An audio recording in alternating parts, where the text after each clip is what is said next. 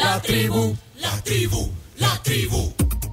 Bueno, hoy el tema del día es educación y vamos a darle un enfoque interesante hoy, educación post-pandemia y bueno, algunos temas también que tienen que ver con la educación en nuestro país y para ello yo quiero de antemano agradecer la presencia de este panel aquí en la tribu.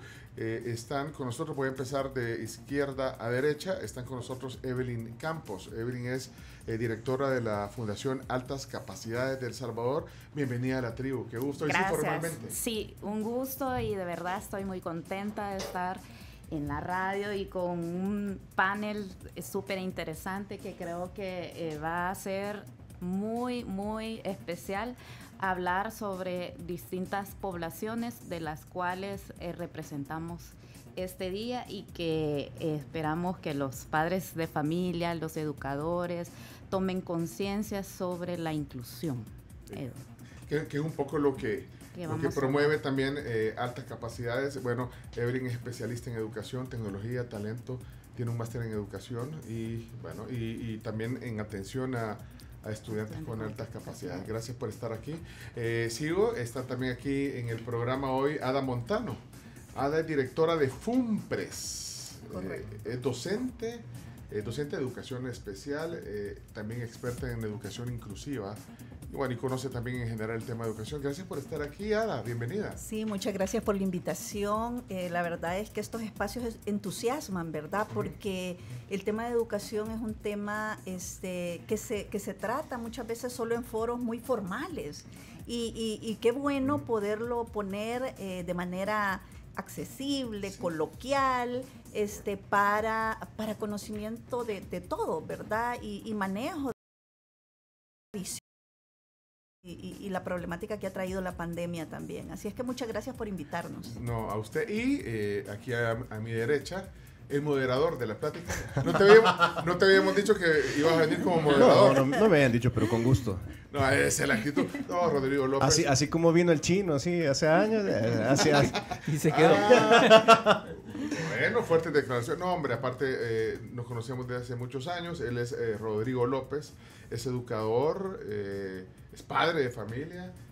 Actualmente coordina Árbol de Vida, que es una institución especializada también. Y por eso que hemos conformado, digamos, este panel. Gracias a los tres por estar aquí. Siempre un gusto compartir con ustedes. Y me encanta lo que dice Ada, poder compartir temas de educación en un ambiente más relajado. Vaya, eso. Qué bueno que se sientan así en este ambiente. Sí, claro. Bueno, yo creo que hay varias cosas por donde entrar, pero yo quisiera hacer como una pequeña evaluación de qué es lo que ha pasado con la educación y con la calidad de la educación. Ahora que ya se ve la luz, digamos, de que esta pandemia, pues ya pronto será una endemia y bueno, pero el deterioro, porque yo creo que es evidente el deterioro de la calidad de educación que ha dejado la pandemia.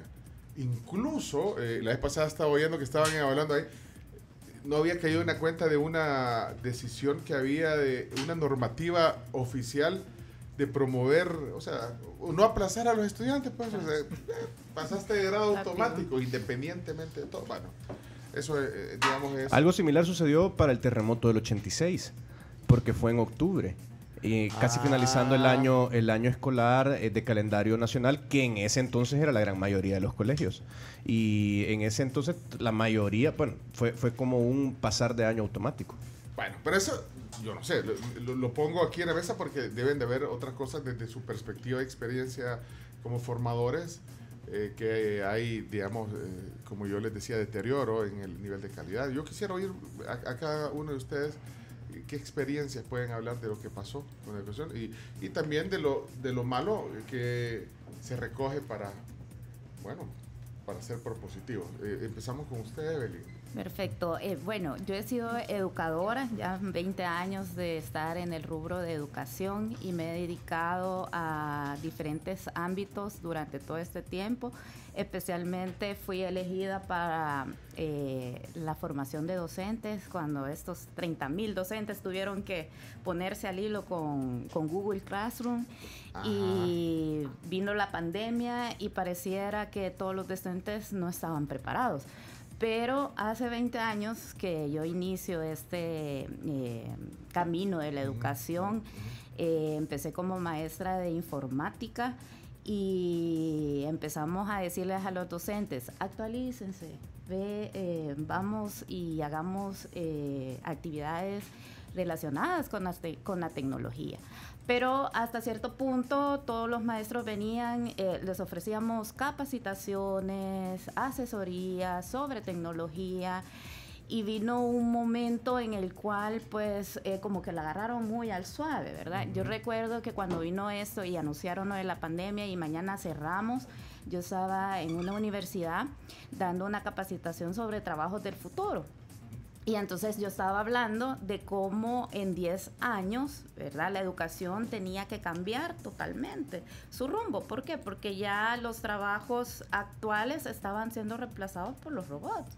O sea, toda la automatización venía y hacíamos conciencia sobre cuáles eran esas competencias que los estudiantes debían de tener ahora para enfrentarse a los trabajos del futuro. Entonces yo hacía una cuenta de que en 10 años, ¿verdad?, los estudiantes iban a estar conectados en nodos y cada quien aportaba a esa educación, y que las competencias que iban a tener, que se necesitan son reforzar la curiosidad. Un niño cuando nace, desde que nace es curioso. Entonces, pero la curiosidad es algo que tenemos que reforzar en los estudiantes. ¿Por qué? Porque lo demás lo reemplaza el robot. Ser curioso, un robot muy probablemente puede encontrar información, sí, pero la curiosidad va a ser reemplazada. Entonces yo les hacía estas preguntas.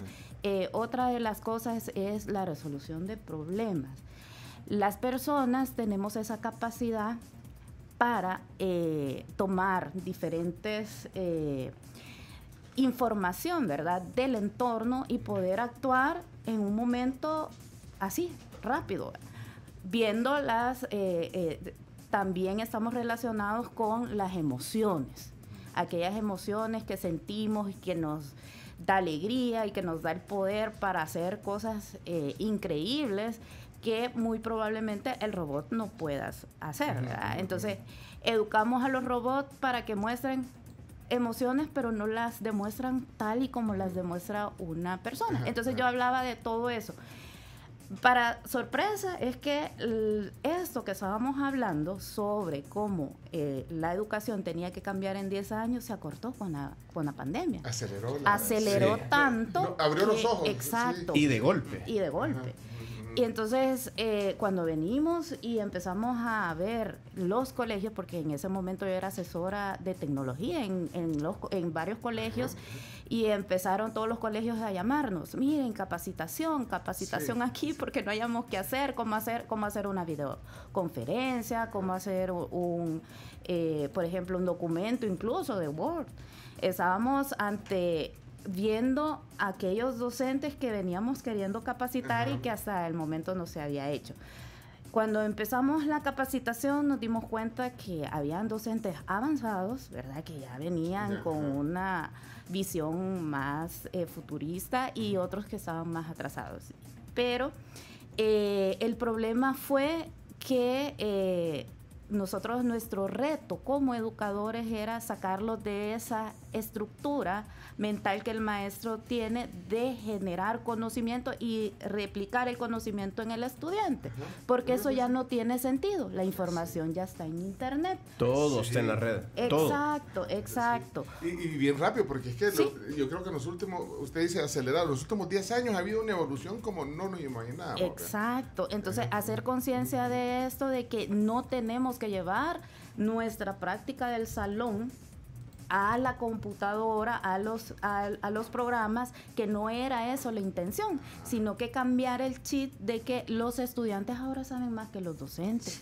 ¿Por qué? Porque la información la tienen a la velocidad del clic. ¿Cuál es la capital de San Marino? Te preguntaban la vez pasada. Sí, San Marino. Porque es una ciudad-estado. Ahí está. Pero ¿dónde lo encontraste? En Wikipedia inmediatamente. En San Google.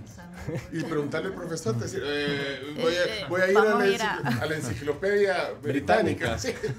No, Exacto. Entonces, para poner un ejemplo en broma y en serio. El rol del docente cambia. Después de pandemia, el rol del docente cambia. ¿Por qué? Porque los estudiantes ahora se les está dando computadoras, se les está dando internet, ya manejan programas, software especializados donde ellos tienen esta información a la velocidad del clic.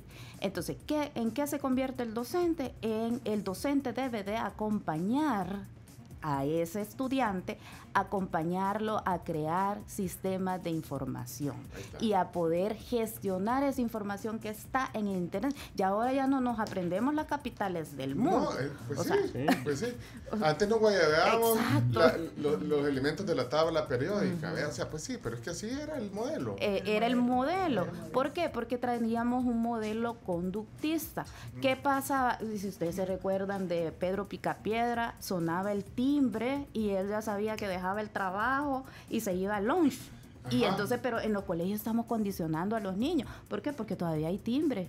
Timbre de clase. Exacto, de clase, pero eso era en industria. Donde en la revolución industrial es donde surgió todo eso. Y ahora, ¿cómo estamos trabajando? Bueno, ese es el aporte. O sea, bueno, era una pregunta. Y me dice qué aporte más importante, Evelyn. Vamos a poner pausa porque yo quisiera también oír alguna de la experiencia desde su perspectiva, Ada.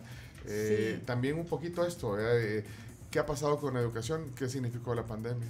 Bueno, realmente yo creo que la pandemia lo que vino es a poner en evidencia problemas pasados, ¿verdad? Vino como a enfatizar, a que nos alertáramos sobre problemas que traíamos. O sea, nosotros veníamos con unos modelos educativos que nos planteaban brechas importantísimas tecnológicas, ¿verdad?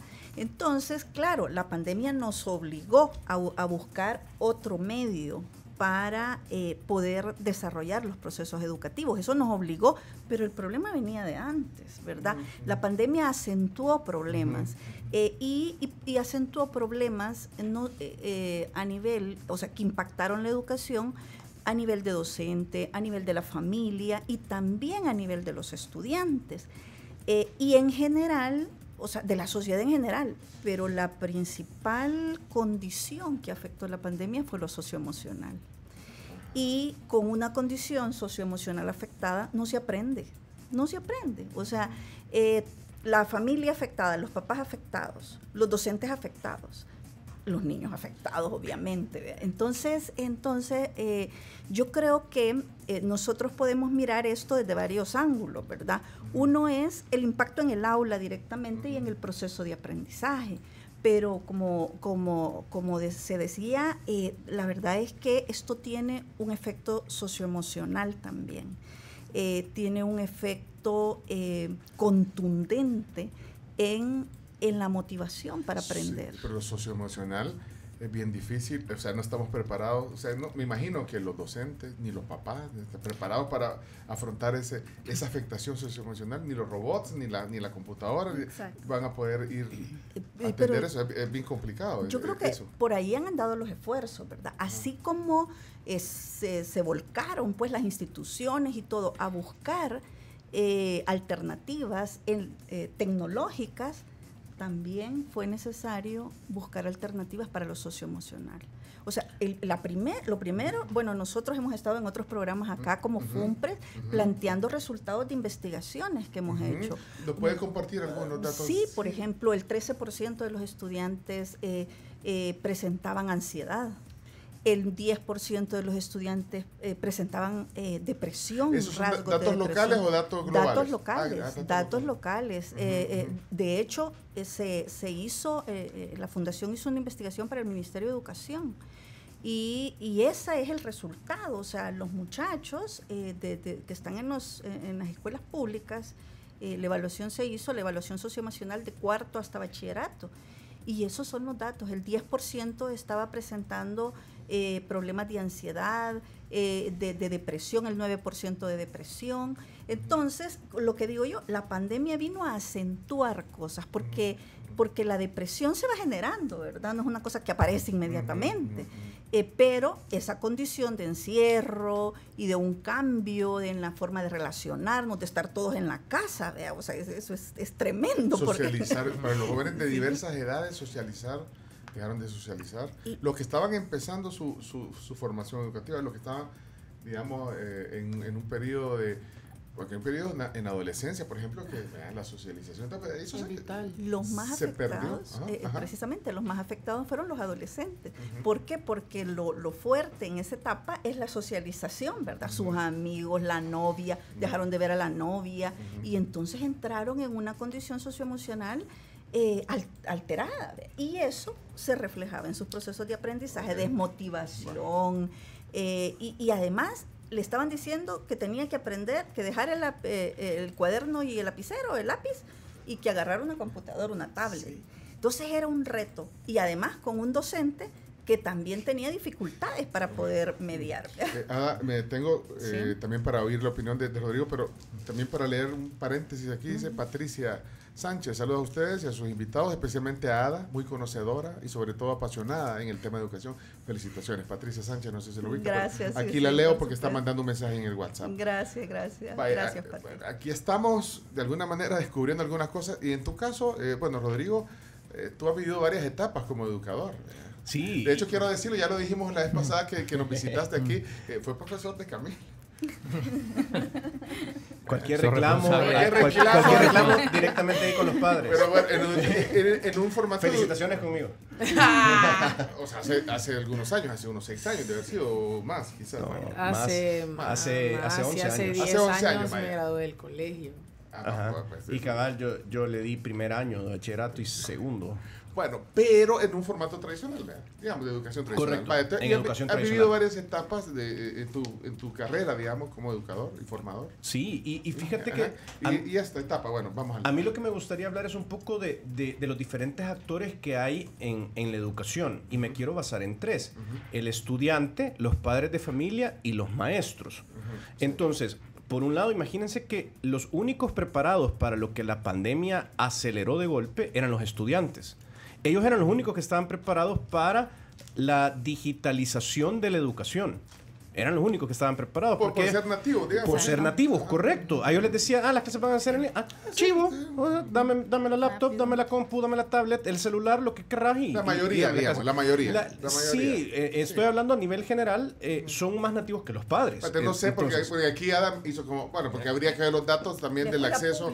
En lo público, del interior, porque ahí veíamos noticias que se tenían que subir a los árboles para agarrar un poquito de señal. Vaya, sí, pero aún hasta en eso, si tú comparas padre, maestro y estudiante, el estudiante era el que estaba más era más adaptable a lo que estaba sucediendo.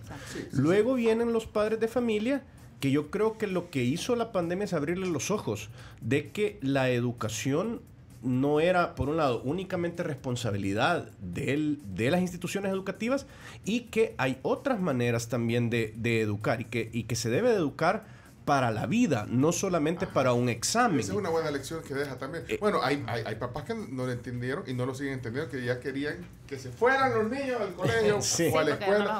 No lo aguantaban. Y no estaban preparados también para lidiar. Eso es lo que decía Ada de la afectación socioemocional que hubo, correcto, porque los papás ya no sabían qué hacer. Y aquí voy con el tercer actor, que es el maestro. O sea, los mismos maestros y los padres de familia se dieron cuenta del valor que tiene la función del docente. Si bien es cierto, a mí no me gusta darle al docente el valor, voy a decir que a veces se toma el maestro de que él tiene la palabra de Dios dentro del aula y que todo lo que dice él es infalible, porque no es así. Ya lo decía Evelyn, de que hoy los estudiantes saben más que los maestros, pero sí la pandemia demostró ese alto grado de impacto que tiene el maestro como mentor, como guía, como un... hay una frase que se dice in locus parentis, un director de una institución educativa, de hecho Cami lo conoce, que es donde estaba, él lo decía, nosotros los docentes estamos in locus parentis, es en lugar de los padres, y somos los encargados de mentorear a los chicos en ese aprendizaje, en ese camino de aprendizaje que hoy ellos lo tienen a la vuelta de un clic. Entonces, el maestro debe de cambiar un poco su función, porque ya no es aquel que tenía todo el conocimiento en su cabeza y que lo iba a trasladar como que si era, como que yo agarrara esta botella de agua y entonces yo tengo un vasito de agua y lo voy a llenar. Hoy no, hoy los chicos tienen tanto acceso a la educación en las redes que lo que ellos tienen que hacer es aprender a aprender. Ellos deben de aprender a ser, del verbo ser y estar. Ellos deben de aprender a ser. Seres humanos somos nosotros. Entonces ellos deben de aprender a ser. Ellos deben de aprender también a conocer diferentes cosas, diferentes opiniones. Deben de aprender a convivir, que es un poco lo que decía en la parte socioemocional y todo que afectó, y deben de aprender a hacer del verbo de formar, de crear algo, porque todo eso son barreras que no se pueden hacer por medio de la digitalización de la educación. Y es más, había un dato curioso, lo compartíamos al inicio, mientras estábamos esperando entrar a la entrevista con Evelyn. Forbes hizo un estudio y salía que, de hecho, quiero dar los datos exactos. Entonces, quizá los estudiantes retienen entre un 25 y 60% más del material cuando aprenden en línea en comparación con solo el 8 y 10% en un aula. Ojo, pero quiero explicar por qué. Este sí es un análisis propio de por qué creo que este estudio tiró este resultado. Ahí se lo dejo al Chino Datos si quiere hacer un estudio similar. Pero si no, que podemos hablar con otros. Sí, porque el Chino se nos está durmiendo. En el tema de Chino Datos. No nos llame. Nosotros lo llamaremos. Pero ¿cuál es el dato? Pero el dato que retenían más en línea que en las aulas. Y todos los docentes vamos a estar de acuerdo que es mejor dar clase o enseñar en presencial que en digital. Pero entonces, ¿por qué sucede esto? Porque el alumno puede escoger el contenido y el ritmo de aprendizaje. Y eso es básico. Así como la televisión hoy. Correcto. O sea, hoy es on demand. Sí, exacto. Entonces, hoy en la educación, si tú quieres aprender sobre matemáticas, bueno, hay unos canales de YouTube, hay páginas de matemáticas, hay aplicaciones especializadas donde, ok, me voy a meter ahí. ¿Y en qué nivel estoy? Voy a probar en este. No, este me queda muy light. Voy a ir a uno más difícil. Uy, no, este es muy difícil. Voy a regresar. Quiero aprender idiomas. Hay N cantidad de aplicaciones para idiomas. Entonces, la accesibilidad de la educación, la que yo quiero y el ritmo al que yo puedo ir, hacían que ellos pudieran retener más. Entonces, ¿cuál es el mensaje para nosotros como educadores? Hay que cambiar el sistema de educación, el sistema de enseñanza-aprendizaje, para que los chicos no se aburran, los chicos no se frustren y puedan entonces ellos aprender lo que su mente ya les va dictando que quieren aprender, y al ritmo, porque tenemos diferentes ritmos dentro de un aula escolar. Bueno, vamos a detenernos aquí. Aquí hay un profesor, educador, dice, dice, no estoy de acuerdo que los alumnos saben más que los profesores. Manejan más herramientas tecnológicas, que es muy diferente. Bueno, aquí el profesor, quizás la frase a lo que nos referimos es que, nuevamente, tienen mayores destrezas para acceder a información. Entonces, la información del docente muchas veces está limitada a su memoria y al conocimiento que ya tiene. El alumno tiene más facilidades de encontrar información que no posee. Sí, pero el profesor además, mira, es como, no sé si la analogía está buena con el periodismo, pues digamos, el profesor por lo menos sabrá filtrar que la información sea adecuada. También en internet te puedes encontrar un montón de cosas. Es lo mismo. Por eso decía que el alumno debe de aprender a aprender. Pues sí, tenés que aprender. Yo gestión de información. Yo quisiera como un poco retomar lo que se ha planteado aquí, porque la educación realmente tiene un qué, un cómo y un para qué, ¿verdad? Y eso es lo que sabe el docente. Eso es lo que conoce el docente. Y están los instrumentos, la tecnología, y están todos los recursos didácticos, todas las formas para acceder a la educación. Entonces, el punto aquí es, o sea, si tenemos claro el para qué estamos formando.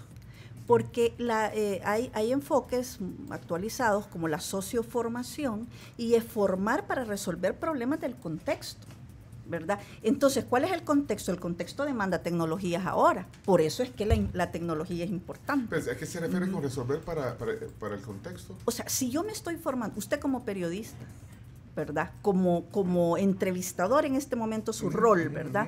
Yo lo que ¿para qué hace usted esto? Para informar a la población, para Y resolver. Y también para informarme yo. También, Y para aportar bueno. conocimiento. Entonces, yo tengo claro, usted tiene claro el para qué. Eso Yo sí, me sí. formé para transformar la sociedad.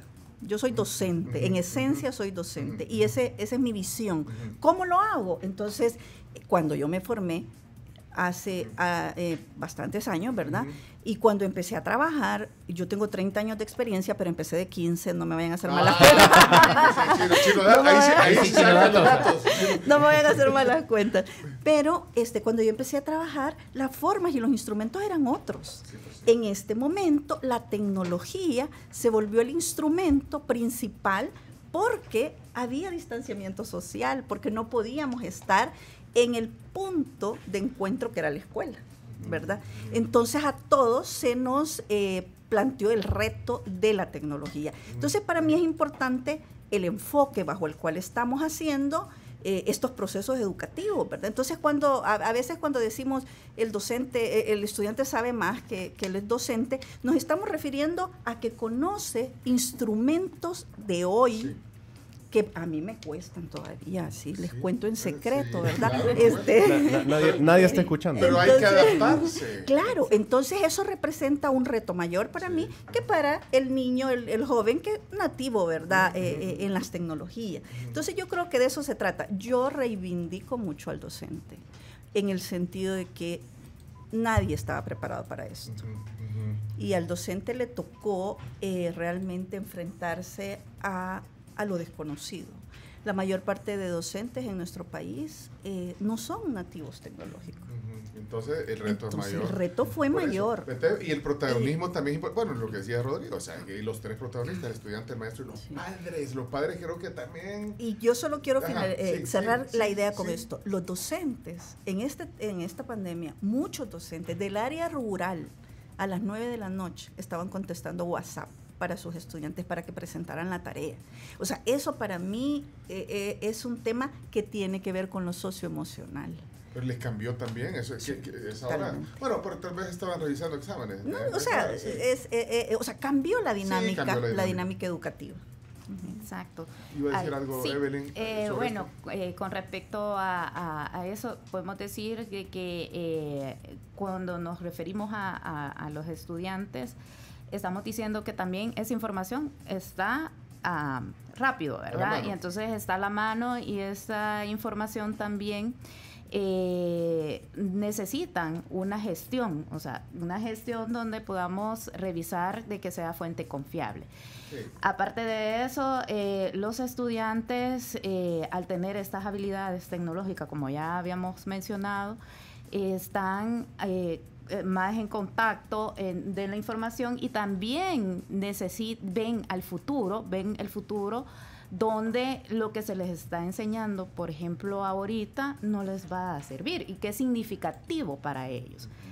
Algo que ven a futuro, por ejemplo, los papás están trabajando desde casa, hay ya muchos emprendedores, las aplicaciones están contratando gente y está cada uno trabajando de forma independiente, viene la automatización, vienen diversos trabajos de los cuales han cambiado completamente. Entonces, los estudiantes también cambian el chip de lo que representa lo significativo, hacia dónde voy, para dónde voy, qué voy a conseguir con eso. O sea, pero le estamos dejando decisiones importantes a los estudiantes. O sea, por lo que está diciendo, o sea, ok, el estudiante busca un significado. Y de repente, si no quiere ir a la escuela o al colegio, tampoco. Dice, no, mi significado no es ir a la escuela, voy a aprender yo solo, tampoco. Sí, por eso siempre siguen existiendo los docentes. Yo diría, los docentes no ¿por qué no? terminan. ¿Por qué no? Dice, ¿Por qué fíjate no? que los dos, Ada y Rodrigo, se me quedaron mirando así, sí, ¿por ¿por qué qué no? no? ¿Y por qué no? Aprender- O sea, yo creo que Rodrigo tocó un tema muy importante, que como digo yo, era antes de la pandemia estaba, es los ritmos y estilos de aprendizaje de cada persona. Pues, Que los sistemas educativos han sido tradicionales y han presentado una sola forma de presentar la educación, de desarrollar los procesos educativos. Pero existen otras. Ahora se habla de diseños universales de aprendizaje, donde realmente esto tiene como principio básico diversidad de representación, presentar de diferentes formas, desarrollar de diferentes formas, evaluar de diferentes formas. Entonces, la tradicional escuela, o sea, deja de ser, se desmitifica, pues se sí, desmitifica. Vaya, por eso, pero tampoco nos vamos a ir al otro extremo, es decir, una educación individual.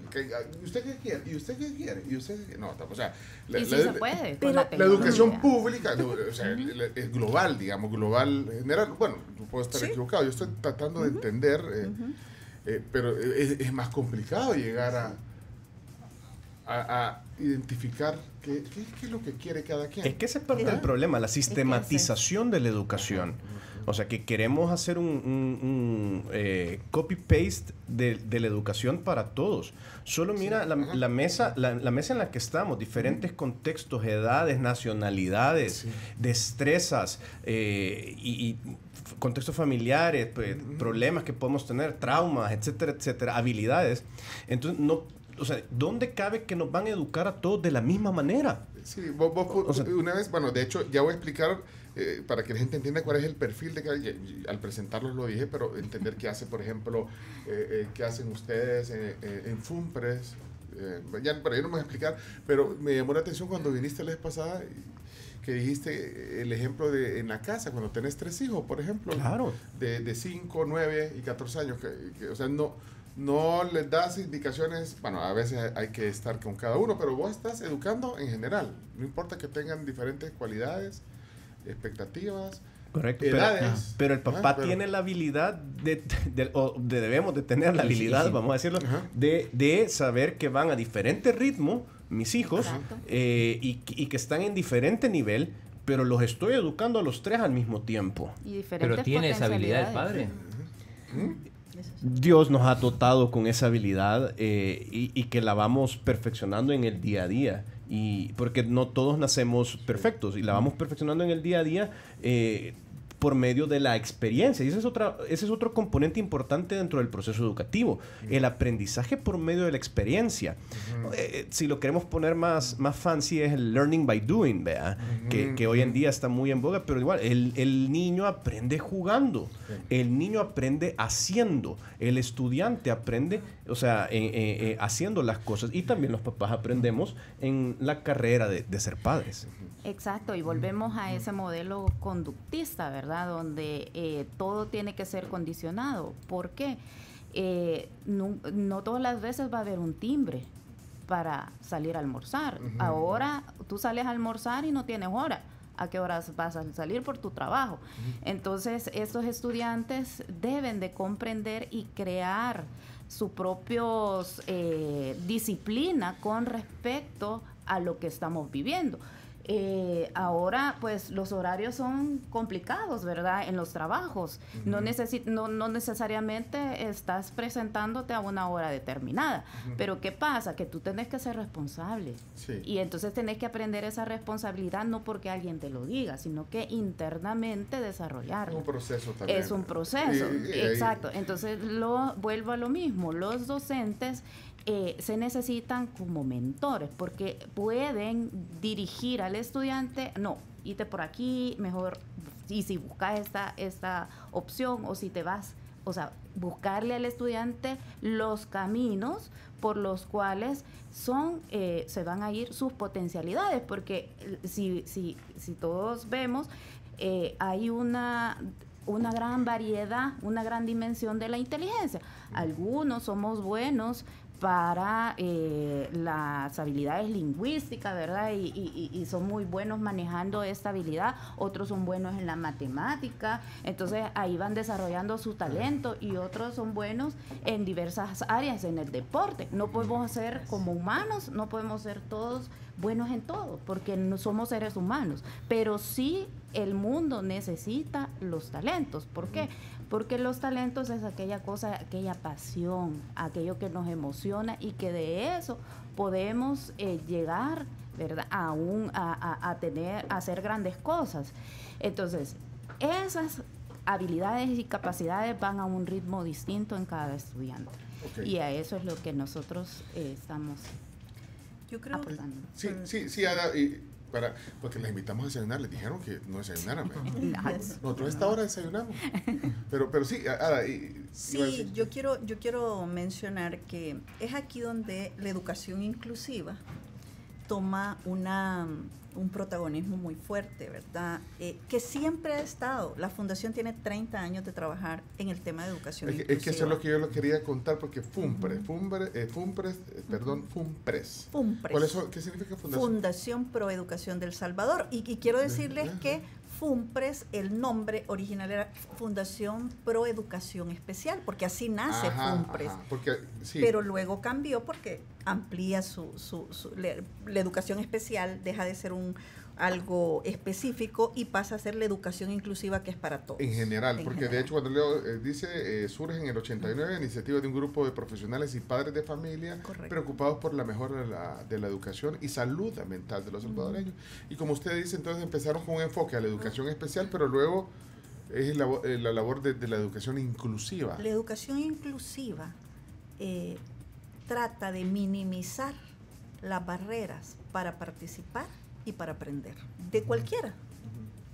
Para mí, para Rodrigo, para cualquiera. ¿Y usted ejerce ahorita la educación de una manera formal? Solo en educación superior. En educación superior. Yo quiero decirles que... Pero eso es un método tradicional. Bueno, que también la pandemia dejó un montón de lecciones. De hecho, las universidades todavía están todavía en un formato híbrido y que han aprendido también. Yo quiero decirles que yo estoy participando en este momento en un proceso formativo de los docentes de la Universidad de El Salvador. Tienen un diplomado de educación inclusiva y para que los docentes en el nivel de educación superior, diferentes carreras, diferentes disciplinas, puedan atender a la diversidad en el aula, porque puede llegar un estudiante ciego, puede llegar un estudiante sordo, puede llegar un estudiante con una condición particular de aprendizaje. De altas capacidades. De altas capacidades. O de lentas capacidades en algunas... Claro, pero si le pasaron todos los años, pues, automático, no, mentira. Pero bueno, pueden haber... hay gente que tiene unas habilidades distintas que tal vez hacen que el aprendizaje sea más lento, pero no necesariamente no efectivo. Pues. Sí. Entonces, el punto es cómo se gestionan los instrumentos para desarrollar los procesos de aprendizaje y cuáles son los instrumentos. Entonces, el docente debe de aprender a utilizar estos instrumentos para atender a la diversidad. Y todos los docentes, todos los que somos docentes, sabemos que hay un instrumento que es la planificación didáctica. La planificación didáctica es cuando nosotros planificamos cómo vamos a desarrollar el proceso educativo. Si nosotros en ese instrumento básico de todos los docentes consideramos variadas formas de representar el contenido, por ejemplo, variadas formas de desarrollar una práctica, variadas formas de evaluar, nosotros estamos considerando los elementos que se mencionaban sobre, por ejemplo, los tipos de inteligencia. Sí. O sea, hay estudiantes que son auditivos, hay estudiantes que son visuales, y no porque tengan una discapacidad no porque tengan una discapacidad, pero hay estudiantes con discapacidad también. Por ejemplo, si tenemos un ciego en la universidad o tenemos un sordo en la universidad. Entonces yo tengo que considerar todo eso cuando estoy planeando mi proceso de enseñanza-aprendizaje. ¿Y ese proyecto está trabajando ahora quiero decirles 120 profesionales de medicina, derecho, ingeniería, psicología, educación, recibiendo esta formación para poder atender a la diversidad en la universidad. Yo de verdad estoy súper, y aprovecho este espacio para felicitar, ¿verdad? Y se le ve la vocación también. La vocación, mire, y altas capacidades, bueno, de hecho, Evelyn, el nombre lo dice, altas capacidades, ustedes tratan de identificar eso y tratar de promoverlo. Explíqueme un poquito así. Sí, nosotros lo que hacemos es identificar las necesidades de apoyo educativo de aquel estudiante al cual, ¿verdad?, tiene un perfil que por su ritmo de aprendizaje y sus necesidades y sus diferencias individuales aprende más rápido que el resto de los demás. Tenemos niños donde el sistema es un techo, ¿verdad?, por edad. En otros países nosotros vemos que niños ya a los 13 años están yendo a las universidades o están en otro ritmo. Por ejemplo, yo hablaba John Forbes Nash, el que fue... de Una mente brillante. Exacto. Sí. Él a los 21 años estaba haciendo una especialización, maestría. ¿Cuántas personas a los 21 años acá en El Salvador se gradúan en esas edades de especialización o un máster? No hay. ¿Por qué? Porque él en Estados Unidos... Los dejamos que se queden estancados. Exacto, que se queden estancados. Entonces nosotros lo que buscamos es eliminar todas esas barreras que impiden que este estudiante, que bloquea que este estudiante pueda avanzar al ritmo que le corresponde. Porque el problema es que se sacan 10, 9 y están ahí y luego empiezan a aburrirse. ¿Sí? Empiezan a presentar problemas de indisciplina y luego para mantenerlos en el salón lo que hacen es etiquetarlos. Tiene déficit de atención, medicarlos, entonces, exacto, o a poner, y luego este estudiante, ¿verdad? Se desmotiva completamente después de hacer y se pierde. Se puede perder ahí la oportunidad de tener un talento. Exacto, donde podamos que este estudiante brille a su ritmo. Pero ustedes cuando identifican todo esto, solo para cerrar, ¿qué hacen? ¿Cuál es el proceso que siguen cuando identifican? Exacto. Hacemos una evaluación psicopedagógica donde hay una entrevista con el padre de familia. Para esto ya hay años de investigación, ¿verdad? La Asociación Americana de Niños Dotados de los Estados Unidos estima que el 10% de la población tiene necesidades de apoyo educativo por altas capacidades y estos estudiantes deben de desbloquear. Trabajamos con el padre de familia en la identificación de estas necesidades educativas que las llamamos altas capacidades, en el sentido de poder trabajar con el docente a que haga estas adecuaciones o esta flexibilización curricular en el salón. Pero siguen su proceso educativo, ¿no? ¿O tienen que salir de la institución donde están cuando se identifica? Cuando se identifica, vemos qué necesita. Si este niño está bloqueado y ya no pasa, ¿verdad? Por ejemplo, tenemos niños de 3 años que ya pueden leer con lectura comprensiva. Estos estudiantes cuando van a Kinder 4 es un proceso de lectura donde el niño se empieza a aburrir o a retroceder, ¿verdad? Pero también el niño con altas capacidades tiene otras necesidades emocionales y necesidades sociales que hay que atender primero. Porque ¿qué le dicen el padre de familia? Piensa y cuando ve un chiquitín que rápido para la matemática, no sé qué, pónganlo en matemática. Pero no es así, no es solo así, porque el niño está desincronizado. O sea, hay una desincronía en su edad mental y su edad emocional que hay que trabajar primero para conocer cómo se va a comportar este niño y quién tiene que explotar esa potencialidad, el niño, porque a veces el papá quiere explotarlo, quiere meterlo en tantas cosas, pero el camino tal vez no es el correcto. Hace años, en el 2015, apareció este niño Krishna Cepeda. No sé si se recuerdan, un niño genio, el niño genio de El Salvador y del presidente Antonio Elías. Exacto, le hacían preguntas.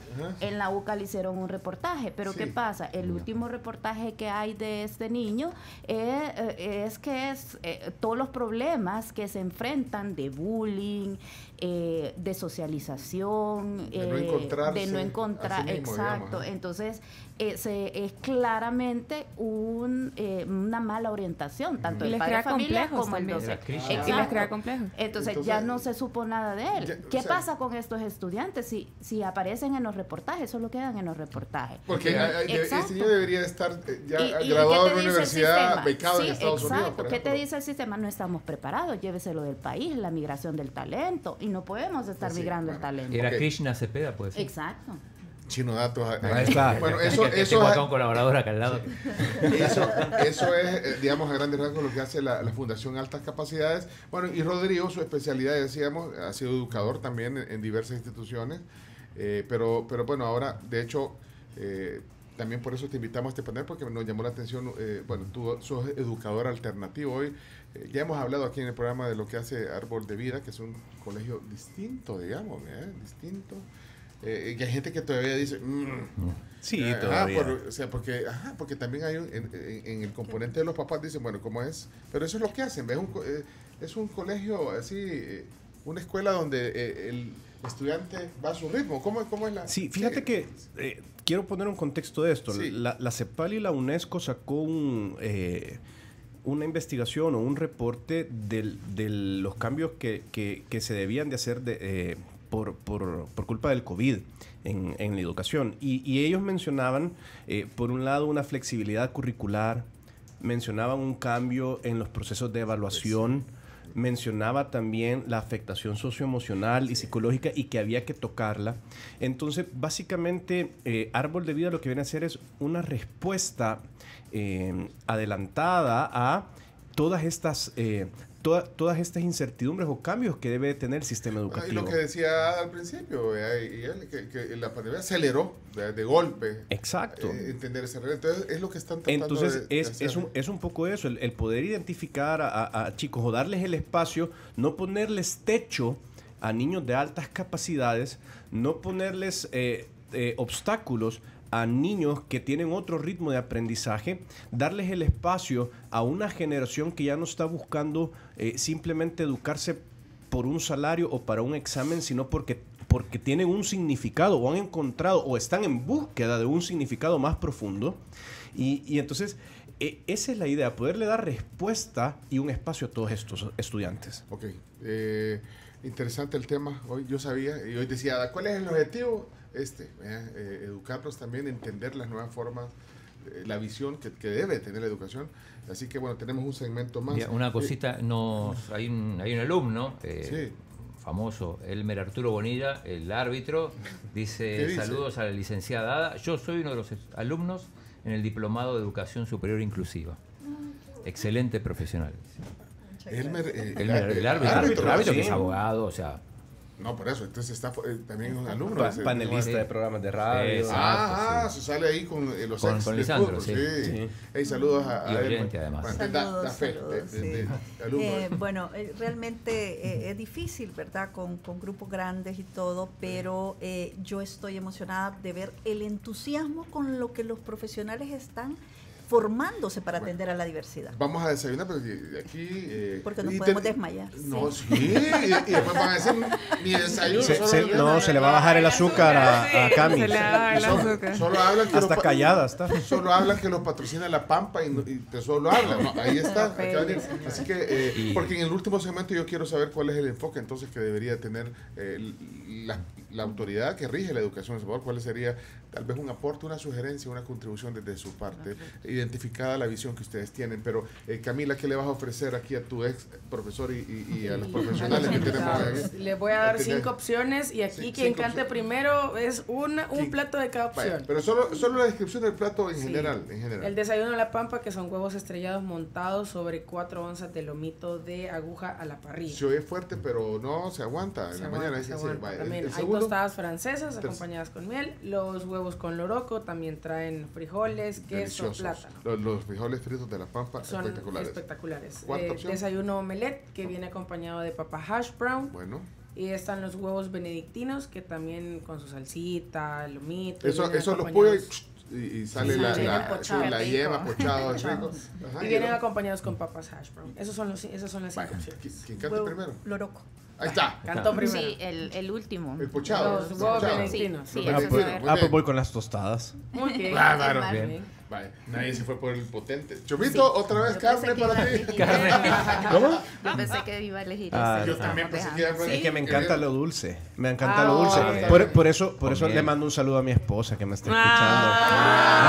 Adria López. Bueno, la más dulce de mi vida. Mire, ahí están los pochados. Mire cómo viene los benedictinos. Y montados sobre eso. Y hash brown, qué rico. Así que buen provecho. Gracias. Voy a mostrar en esta cámara, Chomito. Mira, ahí están. Esos son los benedictinos. Y estas son las tostadas para Rodrigo. Y el huevo con loroco. Con lo rojo para toda de La Pampa. Así que gracias, La Pampa. Sí, y recordemos, estamos buscando lugares emblemáticos donde uno se tomaría una foto para demostrar que está en El Salvador. En La Pampa de los Planes. Es bien chida esa Pampa. Tiene buena. O la del volcán también tiene buena. La del volcán. Mira, vamos a ver.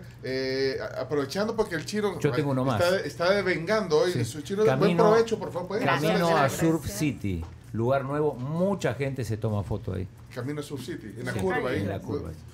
Va pues. En las popusidades de los Huilta, dice Eric Zelaya.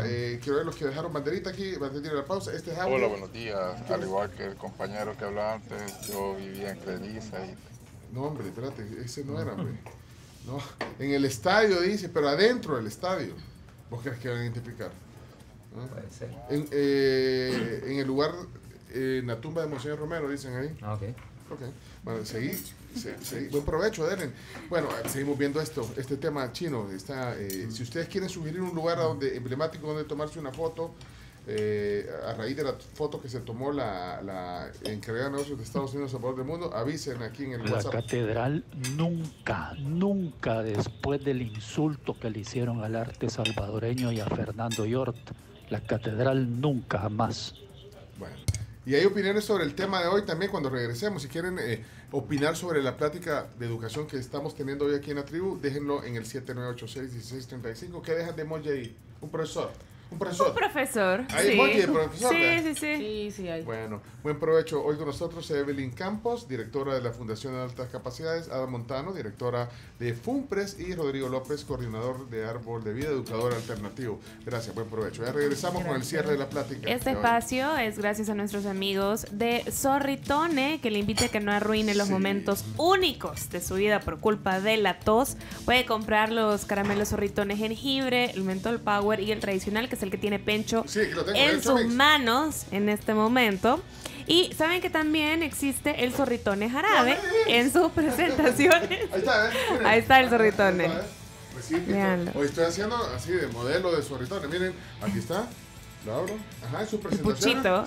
El puchito. Ese, el que tiene Pencho, es el tradicional, el clásico de toda la vida. Y también está el jarabe en sus presentaciones tradicional, antigripal y Zorritone en miel y limón. Es un producto en calmo que de verdad le va a facilitar su vida. Ya regresamos. Zorritone, patrocinador de la tribu. Ya regresamos.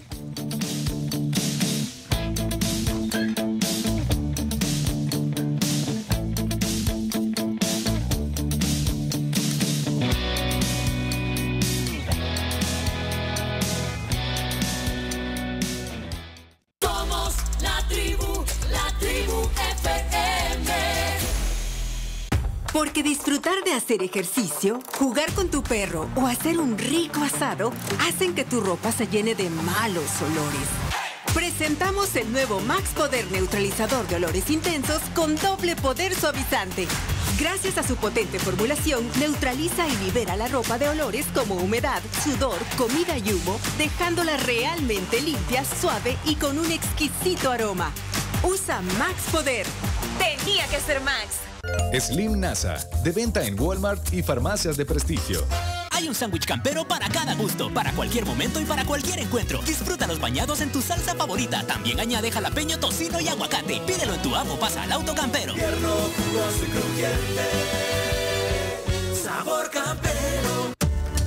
Infrasal Salud, nueva sucursal ahora en Escalón. Encuentra todos tus equipos e insumos médicos. Todo para terapia respiratoria, apnea del sueño y alquiler de equipos. Visítanos en el Paseo General Escalón, número 4014, entre la 77 y 79 Avenida Norte. Infrasal, somos el oxígeno de El Salvador. Vieja, no quiero ir a trabajar, me duele la cabeza. Mamá, no quiero ir a la escuela, tengo mucho sueño. Hija, hoy no quiero caminar, me siento cansado y tengo mareos. ¿Y ahora quién podrá ayudarme? ¡Yo! No acudas a héroes ficticios. Si la anemia invade tu casa, combátela con Rojamina, el suplemento vitamínico de calidad que contiene hierro y vitaminas de complejo B. Conviértete en una heroína con Rojamina y dale un knockout a la anemia y sus síntomas. Rojamina, la rojita que reanima. Un producto más de Laboratorios Ferson. En caso de duda, consulte a su médico o farmacéutico. Ahora tener una vida sin complicaciones es más fácil con Banco Agrícola, porque abrir una cuenta de ahorro en segundos se puede. Transferir a tus amigos desde la comodidad de tu casa se puede. Cobrar tus remesas desde donde estés se puede. Pagar tus recibos, tarjetas y préstamos a cualquier hora se puede. Lo que necesites lo tienes en la palma de tu mano con Banca Móvil de Banco Agrícola. Descarga ya la app que se adapta a tu vida. Texaco, El Salvador sí va a Qatar. Sé uno de los 11 salvadoreños que irán a 2 partidos de cuartos de final en Qatar. O gánate Smart TVs de 50 pulgadas o hieleras Premium. Visítanos y por cada $8 en combustible Texaco tienes una oportunidad de ganar. Solicita tu ticket, factura o crédito fiscal. Escanea el código QR o ingresa a www.promotexaco.com y sigue los pasos para participar. Texaco, libera tu potencial. Aplican restricciones. Consulta términos y condiciones. Recuerda que para participar debes escanear el código QR o ingresa a www.promotexaco.com. Para un día sin tos, para la gripe efectivo y sin mocosera, para la gripe efectivo. Para un día sin alergias, para la gripe efectivo, al día y para la noche, para la gripe efectivo. Para un día sin dolor, para la gripe efectivo y para la garganta, para la gripe efectivo. Y cuando vayas a dormir, prueba para la gripe noche efectivo. Duermes bien y despiertas mejor. Alivio rápido para todos los síntomas de la gripe. Para la gripe efectivo, consulta a tu médico. Lee detenidamente las indicaciones en el empaque. Con huevos se comienza cada mañana. Con huevos se trabaja todita la jornada. Venimos con huevos a cantarte esta tonada para que agarres con huevos todita la semana. Son 2 en tus comidas para nutrirte y darte vida, llenarte de energía junto a toda tu familia.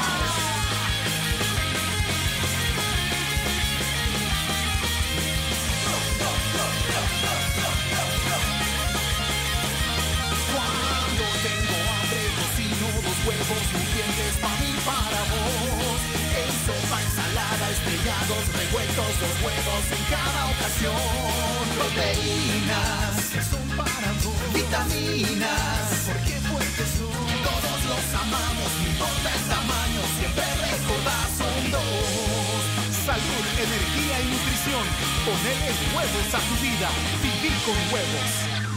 Gánate viajes a Qatar 2022 o muchos premios al instante con Coca-Cola. Junta 3 tapas doradas de las marcas participantes. Ve a las tiendas Centros de Canje Super 7 y Metrocentros. Cámbialas por tu raspable para ganar premios como Smart TVs, tablets, paquetes de navegación, Coca-Cola sin azúcar o uno de los viajes a Qatar 2022. Disfruta, reúne, raspa y gana premios al instante con Coca-Cola. La magia de creer. Alcanzar nuestro peso ideal requiere dietas, ejercicio físico, secretos milenarios y a veces hasta un poco de magia. Pero los beneficios de consumir fibra dietética natural no son un secreto, ni tampoco magia. Para perder peso, no lo dudes. Ayúdate con Slim NASA. Genera más ventas. Anúnciate en pantallas digitales Outdoor. Planifica, diseña y coloca publicidad digital en vía pública a través de vivaoutdoor.com Pleca Shop. Tarifas exclusivas para emprendedores. Viva Outdoor. Hoy recibe 2 GB de YouTube gratis en tu prepago Claro. Por la compra de tu Super Pack desde $2. Actívalo hoy y conéctate al mejor contenido. ¡Claro que sí! Ver condiciones en claro.com.sb. HP tiene una impresora perfecta para ti. ¿Imprimes grandes volúmenes? Elige una impresora con sistema de tanques de tinta de HP para que imprimas hasta 12,000 páginas en negro u 8,000 a color con la mejor calidad. Encuéntralas en almacenes de cadena y canales autorizados de HP, patrocinado por Datatec. Holcim tiene el compromiso de seguir marcando la diferencia para que puedas encontrar soluciones innovadoras y sostenibles para la construcción. Todo lo que construyamos, desde la tierra hasta el cielo, lo haremos en armonía con el medio ambiente. Sabor campero para darte gusto con los deliciosos camperitos. Disfruta los bañados con la salsa a tu elección y acompáñalos de tus aderezos favoritos. Pídelos en la app web o al 2273-6000. Sabor campero. Por ti nos levantamos temprano para que tengas lo más fresco en tu mesa. Por ti vamos lejos para que tengas los productos de la mejor calidad. Y hoy más que nunca, sin importar las dificultades, nos seguimos esforzando por ti para que en los pasillos no falte lo que buscas. Porque en tu súper tenemos un solo propósito, que siempre ahorres, con ofertas todos los días y precios convenientes para que lleves a casa todo lo que necesitas. Súper Selectos, cuidamos de ti siempre. Houston, hemos visualizado 3 objetos en el espacio. Repito, se avecinan 3 objetos voladores no identificados. Houston, esto es increíble, de un color morado y turquesa. Se acerca, Houston, se acerca. Houston, ayúdanos. Houston. descuiden. Solo se trata del nuevo festival que The Coffee Cup trae para ti. Taro Festival. Disfruta 3 deliciosas bebidas en sus presentaciones Taro Smoothie, Taro Mint Smoothie o Hot Taro. Todo agosto vive, sonríe y disfruta en The Coffee Cup, la mejor experiencia de café en El Salvador. Libérate del estreñimiento y los molestos síntomas del colon irritable con Slim Nasa. No lo dudes, alivíate con Slim Nasa. A ver, gatito, vení.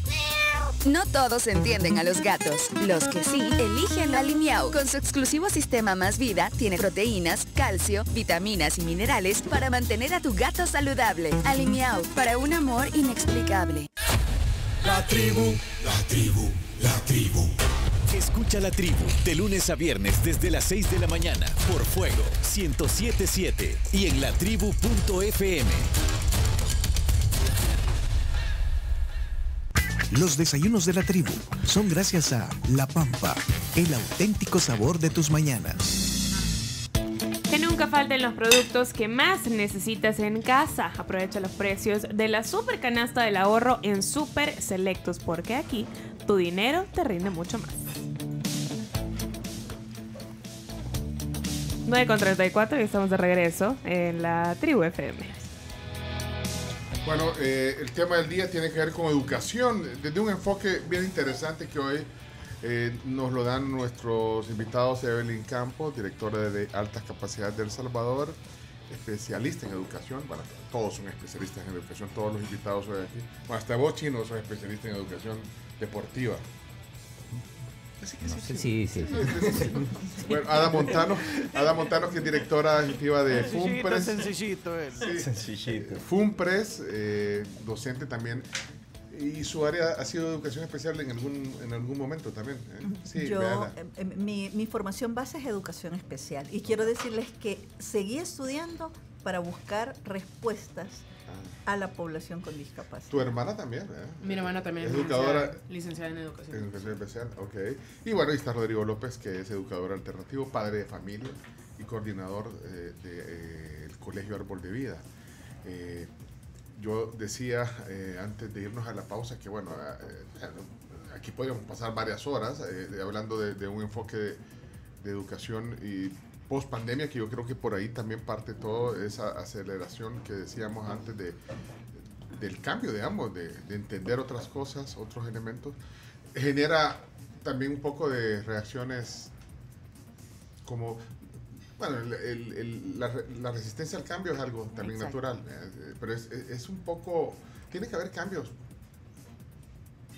drásticos, diría yo, de acuerdo a lo que yo interpreto de lo que ustedes dicen, Y el Ministerio de Educación, no sé, también debe tener un gran problema en encontrar esos enfoques, porque usted decía cómo se educaba antes.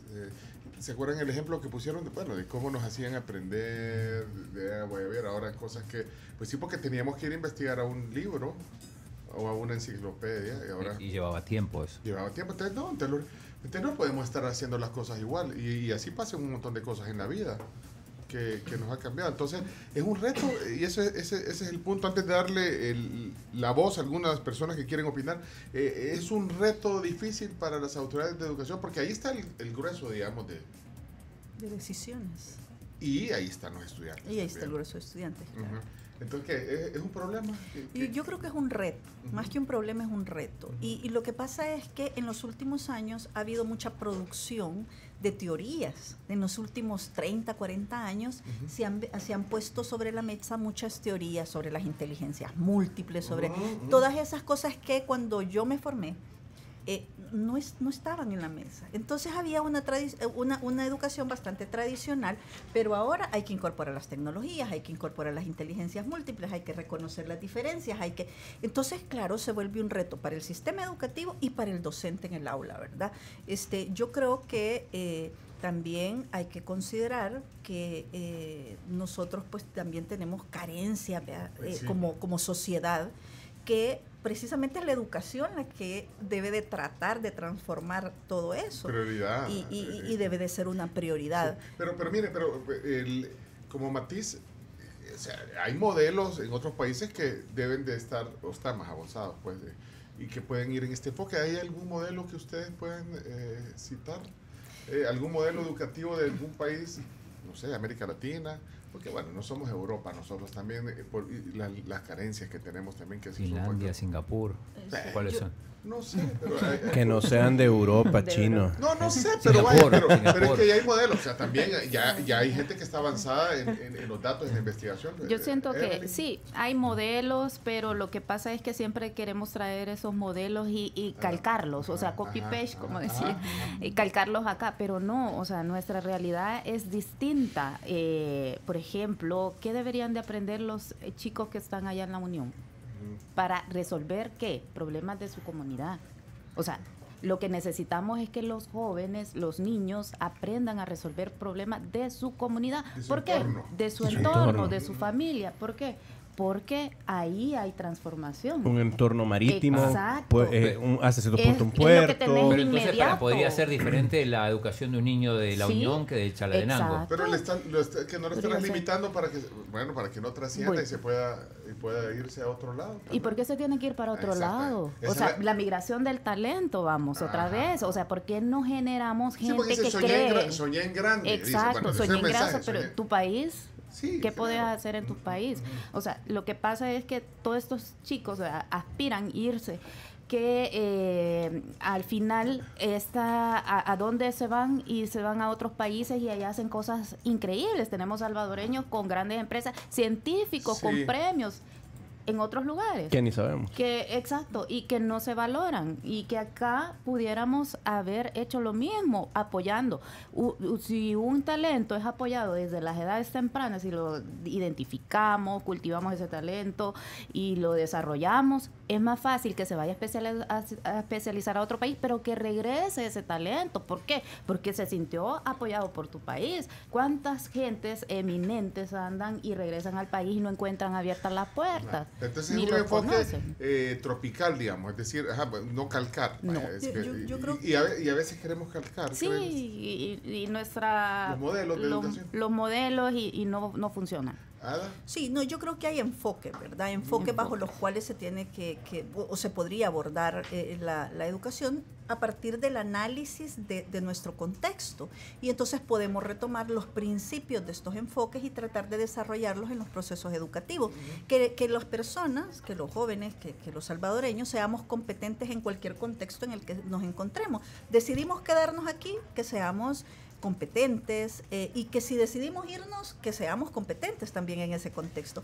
Entonces, pero para que eso suceda, es importante que respetemos todas esas formas, diferentes formas en las que aprendemos, de acuerdo a las características, si tenemos altas capacidades o si no las tenemos, o si tenemos una condición distinta de aprendizaje, ¿verdad? Entonces, por ahí creo yo que podrían dar la sugerencia, ¿verdad? Pues sí, y podemos pasar horas también haciendo un manual aquí. Sí, no. Solo quiero leer algo antes de darte la palabra, Rodrigo, que dice Oscar aquí en el WhatsApp. Dice, noto un problema en El Salvador, que en Europa pasa menos. Creo que él nos oye, está en España, es un oyente en España. Y dice, en Europa se entiende que la universidad no es para todo el mundo. Por ende, mucha gente tiene un camino para triunfar en el mundo de los oficios, por ejemplo. ¿Por qué en El Salvador se piensa que la universidad es para todos? Exacto. De hecho, por ejemplo, Alemania tiene un sistema que se llama Duale Ausbildung y es una preparación técnica de 2 años, pero cuando uno aquí en el país mira hasta con inferioridad estos tipos de preparaciones, pero muchas veces los directores que vienen aquí a la Bayer, a la Siemens, a empresas alemanas, han sido educados de esta manera allá en Alemania y vienen a incorporarse aquí a ser directores de país. Probablemente no los que están actualmente, pero sí ya han surgido esto. Entonces sí tenemos que, de hecho tenemos que abrir la mente, todos nosotros, así como el COVID nos vino de golpe, creo que debemos de dar un golpe en la mesa, romper un poco el esquema, atrevernos a hacer las cosas de manera diferente, atrevernos a muchas veces luchar contra la corriente y poder proponer nuevas metodologías educativas, como bien lo decían, que son tropicalizadas o que son locales. Poder romper el molde de ser necesario para poder iniciar experiencias educativas más acorde a lo que los estudiantes necesitan el día de hoy. Así que hay que ser valientes para hacer eso como padres de familia, hay que ser valientes como educadores, y también creo que nuevamente los chicos son los primeros que están dispuestos a probar nuevas cosas que les permitan a ellos prepararse para la vida, no para un examen, ni simplemente para ganar un salario, sino que ya estamos hablando de una educación integral, holística, que les permita prepararse para la vida. Y el reto también es de voluntad.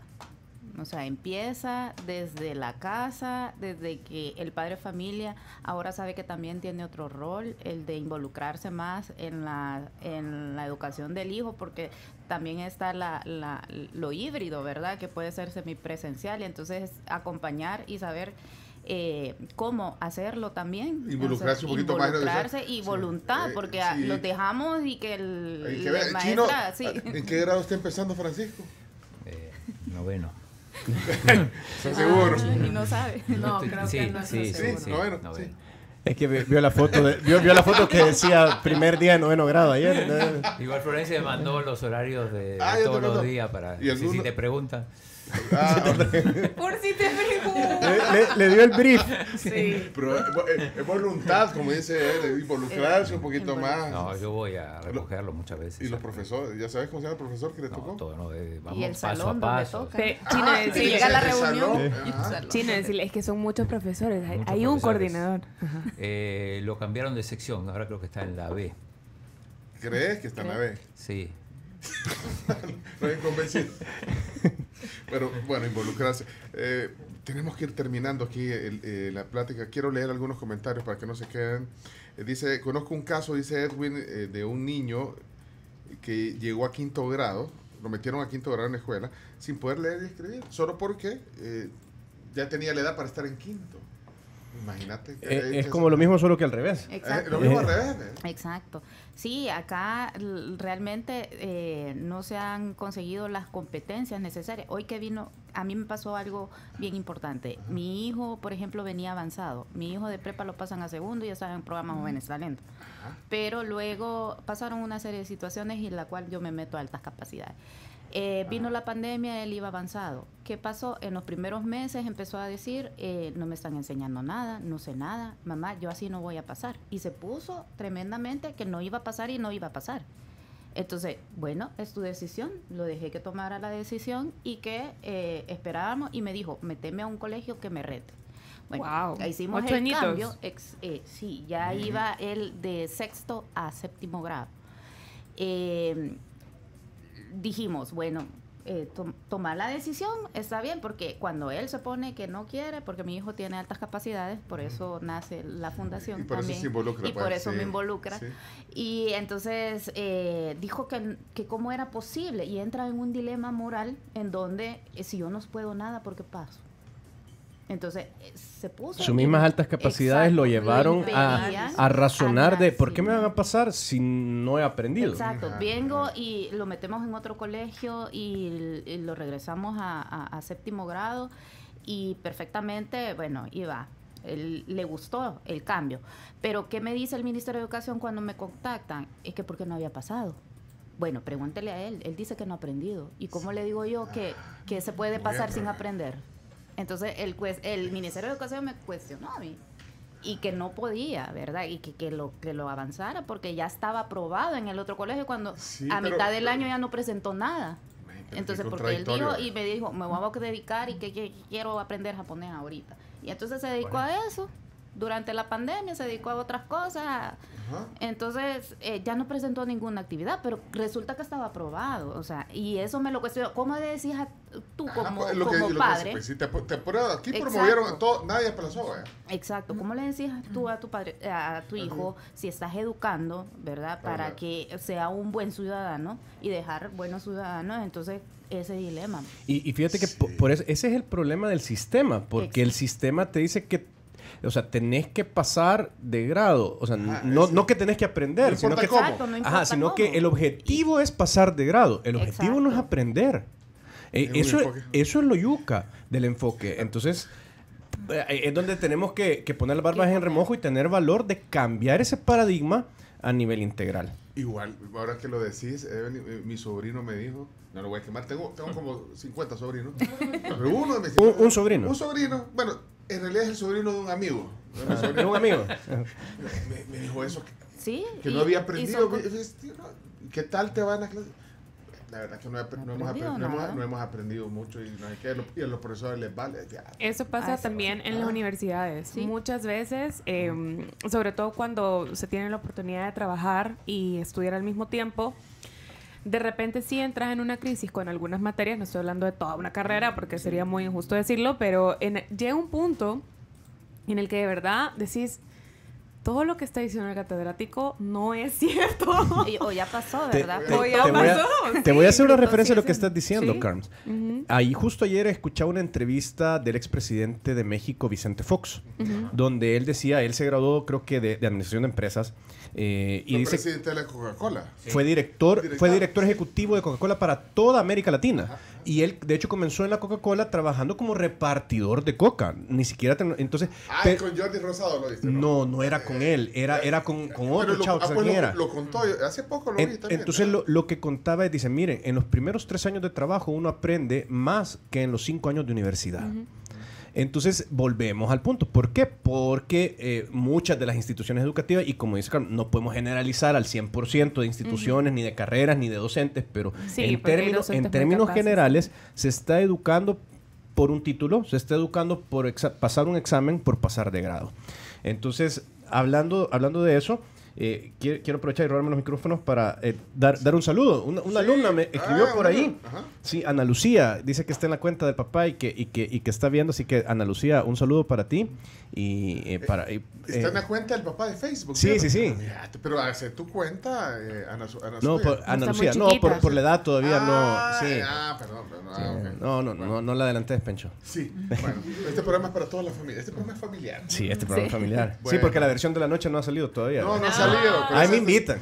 Ya salió, el que solo es por invitación. Por eso digo, ahí me invitan, no me ha llegado. Es pay-per-view. Son $30. Ajá. Ok.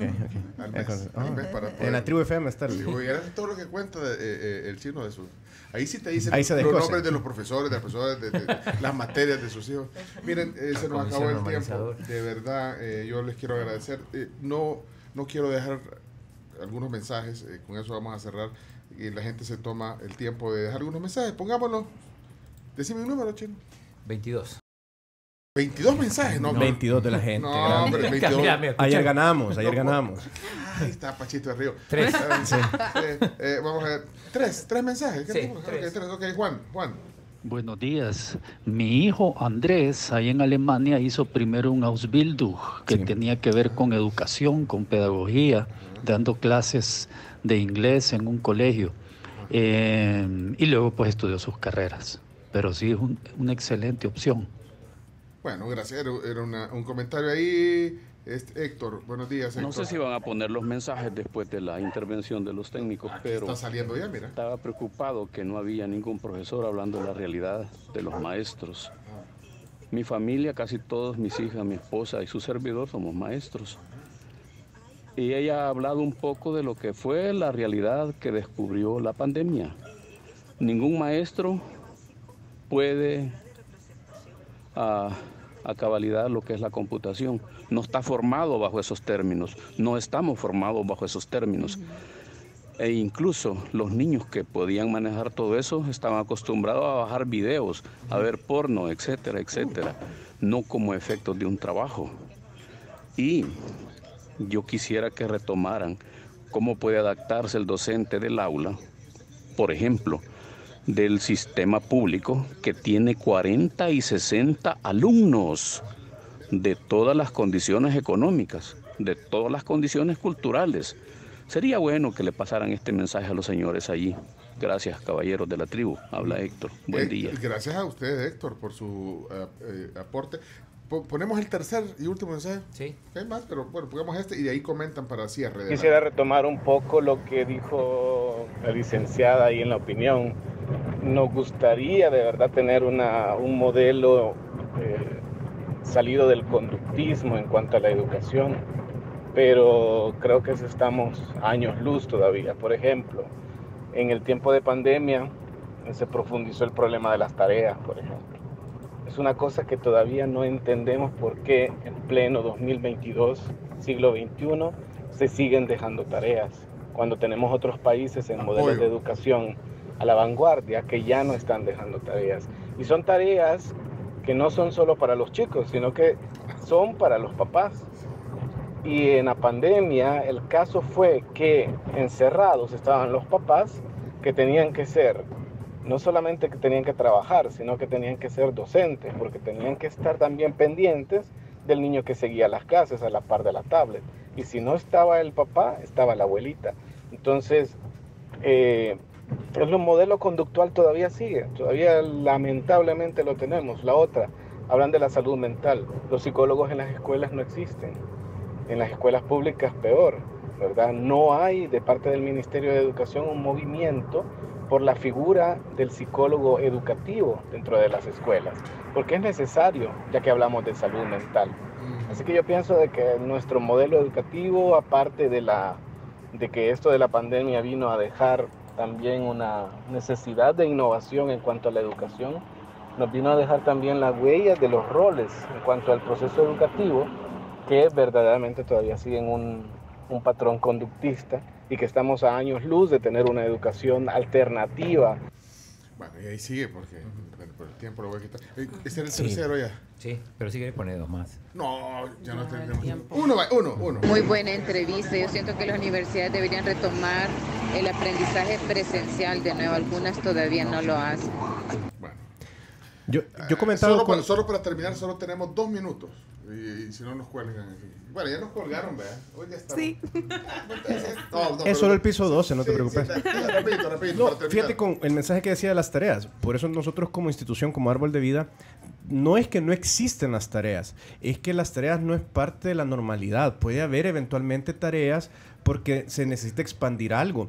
Pero el niño, el estudiante necesita tiempo para ser joven, para divertirse, para existir. Además, hoy con el tráfico que manejamos, si solo del colegio a la casa hace 1 hora, hora y media, y llega a veces a horas que ya no es hora de hacer tarea. Y llega el papá en la noche y un gran estrés familiar y más daño socioemocional. Entonces también son muchos de los paradigmas que debemos de aprender o debemos de tener la valentía de romper nosotros. Así que gracias a todos los que están mandando saludos. Gracias.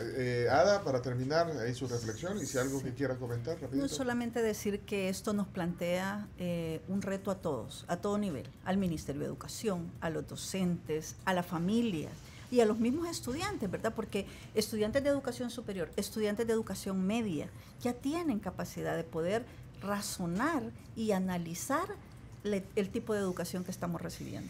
Entonces, Evelyn. Yo opino es más que todo reflexionar, ¿verdad? ¿Qué es lo que estamos haciendo? Tanto padre de familia, cuál es nuestro rol, docente, cómo va a cambiar este rol de ser un mentor, un acompañador de los estudiantes, más que todo profundizar en reflexionar sobre la inclusión, no solamente tecnología, no solamente es dotar a los estudiantes con lo tecnológico, sino que también saber cuáles son las necesidades específicas de cada estudiante para comprender, ¿verdad?, qué tipo de metodologías podemos aplicar que sean más inclusivas.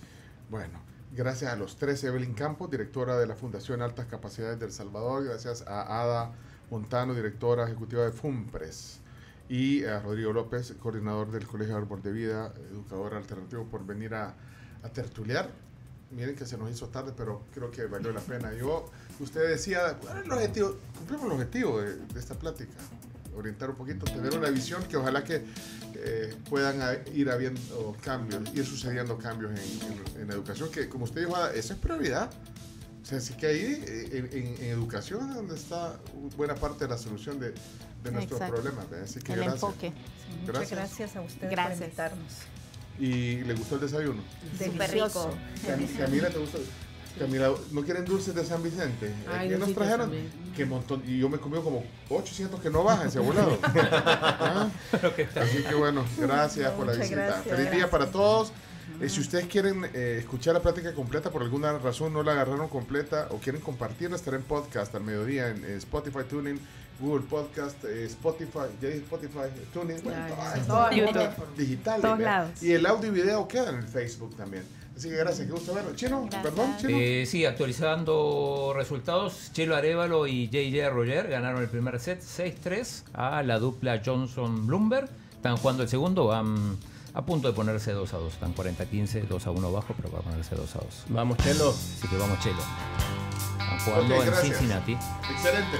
Ya venimos también a resolver, hoy en el programa resolvemos los lugares a donde tomarse fotos. Ya lo vamos a resolver, no se preocupen. Y en el fondo, Bryan Adams, que yo descubrí hace poco, que es el autor de Teacher. Buena rola esta, ¿verdad, Chomito? Lo voy a repetir para que quede ahí. Okay. Para que quede.